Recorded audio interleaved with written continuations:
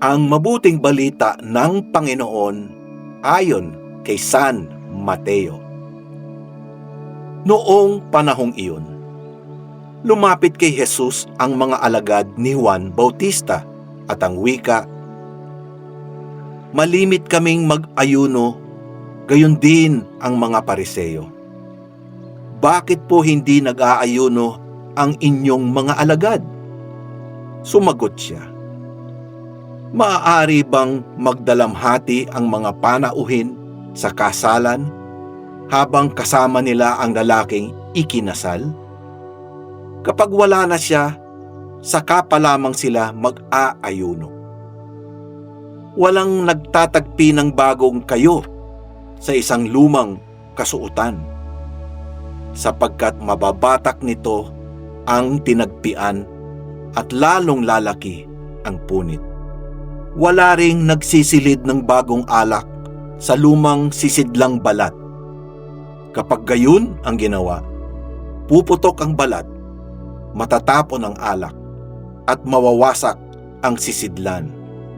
Sa halip ay isinisilid ang bagong alak sa bagong sisidlang balat, at sa gayoy kapwa nagtatagal." Ang mabuting balita ng Panginoon. Pinupuri ka namin, Panginoong Hesukristo. Wala ring nagsisilid ng bagong alak sa lumang sisidlang balat. Kapag gayon ang ginawa, puputok ang balat, matatapon ang alak, mawawasak ang sisidlan. Ang mga nagtatanong kay Jesus ay parang mga lumang sisidlan balat na hindi matanggap ang bagong alak na turo ni Jesus. Ang mga turo kasi ni Jesus ay may pagbabagong dinadala sa mga lumang bagay na nakasanayan na nila.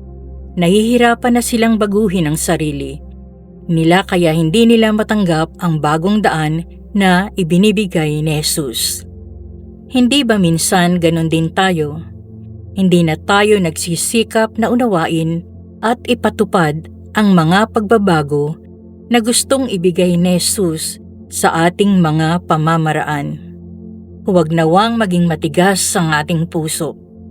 Hayaan natin na gabayan tayo ni Jesus sa pagbabago ng ating mga kalooban. Ito ay para sa ating kaligtasan. Buksan ang mga mata upang makita talaga si Jesus na dinadala tayo sa mas mabuting kinabukasan. Buksan din ang puso sa pagtanggap sa mga turo ni Jesus, pagtanggap sa pagpapanibago ni Jesus.